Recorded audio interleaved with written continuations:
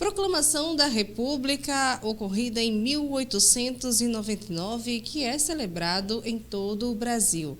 Hoje nós vamos conhecer a história por trás do dia 15 de novembro e quem vai contar com a gente para essa matéria, esse dia especial, é o professor Joaquim Martins, que há mais de 20 anos atuando como professor aqui no município de Canaã dos Carajás, tanto em escolas municipais como escolas estaduais aqui em Canaã dos Carajás.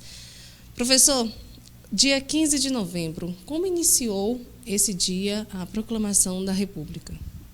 Pois bem, bom dia, né? Há um enredo em torno desse dia, né? Hoje se está completando 133 anos, né, da proclamação da República. Mas a história em torno desse dia, ela gira em torno eu costumo dizer, dois fatos importantes que vinham acontecendo no Brasil naquele período. Primeiro, o poder moderador, que na Constituição Brasileira de 1824 foi instituído o quarto poder no Brasil, que é o chamado poder moderador. Como funcionava esse poder moderador? A história pode ser um pouquinho longa, mas para a gente chegar na história do 15 de novembro.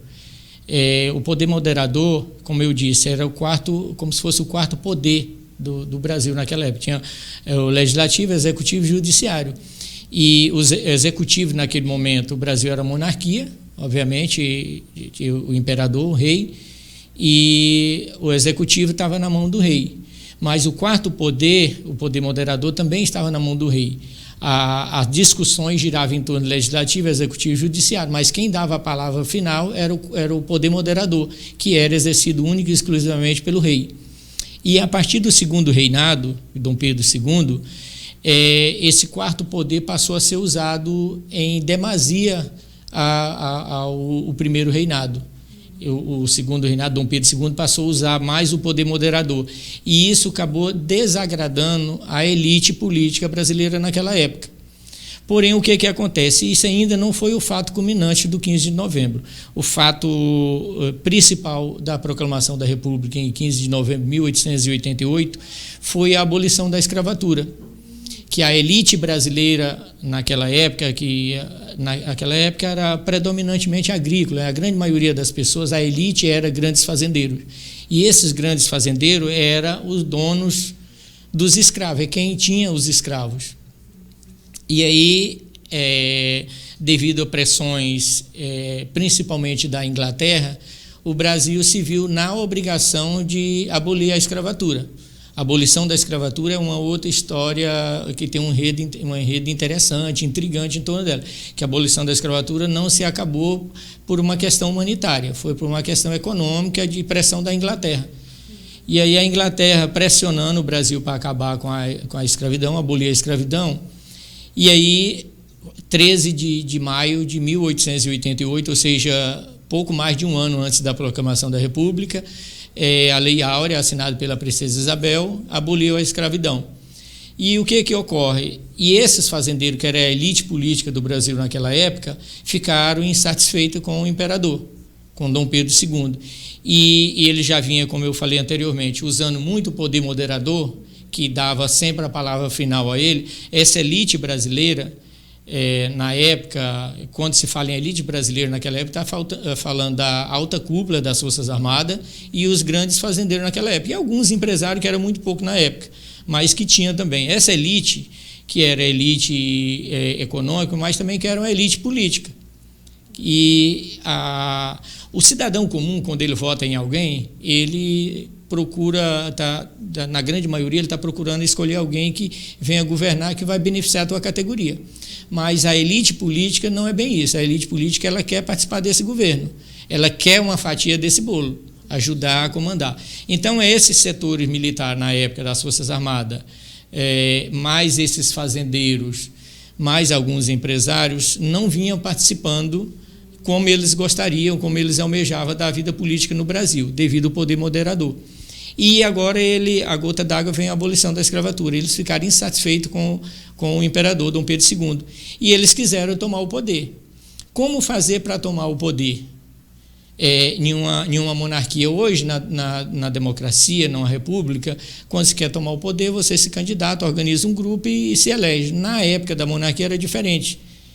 Só tinha uma maneira deles tomar o poder, era derrubar o rei. Para derrubar o rei, fazer o quê? Derrubar o regime. E aí o regime político, monarquia, o sistema político naquela época. E aí vem a história do 15 de novembro. Eles vêm articulando isso desde de 13 de maio de 1888, com a abolição da escravatura. Isso, um ano e pouco depois, eles dão, que é considerado para alguns, a história ela não tem uma verdade absoluta. Né? Ela depende muito da tua visão, de como tu avalia a história, de como tu lê essa história.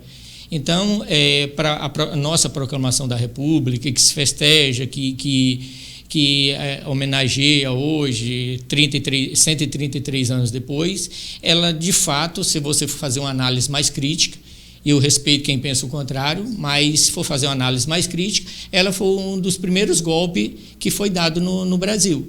Né? A elite econômica, mais a elite política, setores militares, derrubaram, extinguiram a monarquia, acabaram com a monarquia e instalou a república.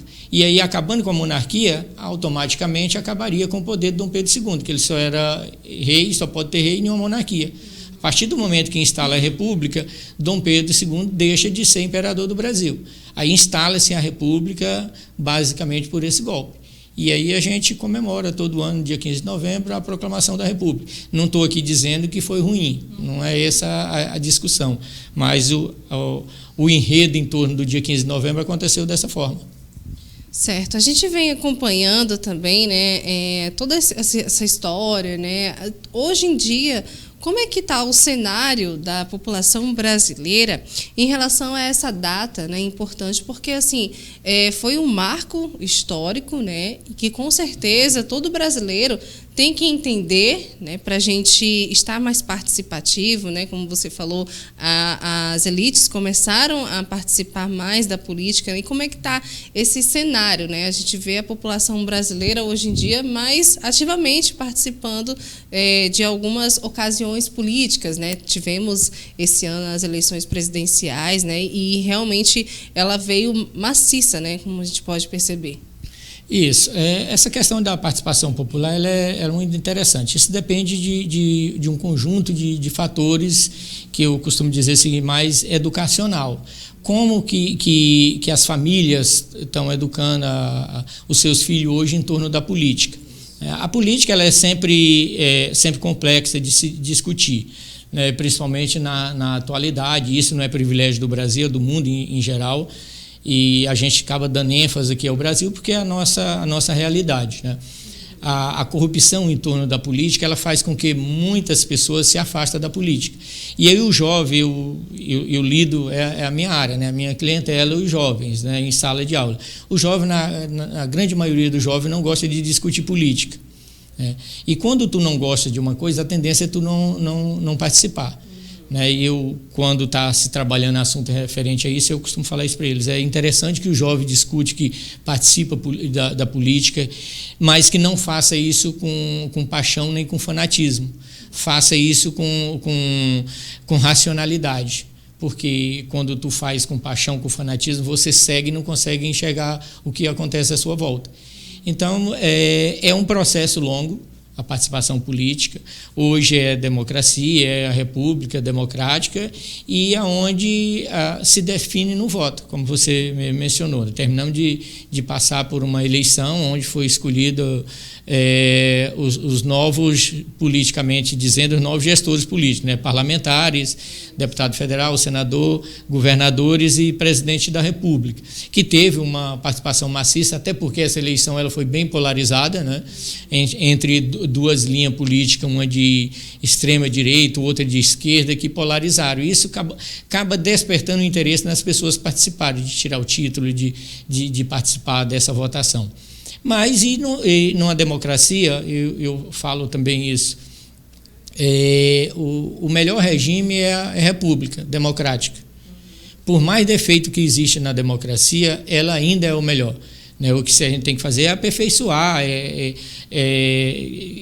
diminuir essas arestas, esses problemas que tem na democracia, onde o cidadão participa, elege os seus representantes. A melhor maneira é dessa forma, onde o cidadão escolhe seus representantes e que os governos seja transitório, mas e que a nação, que a instituição como pátria, como nação permanece. Muito bem, obrigada, professor Joaquim. Para você que quiser acompanhar esta matéria, basta você participar aí das plataformas digitais da Web Cidade.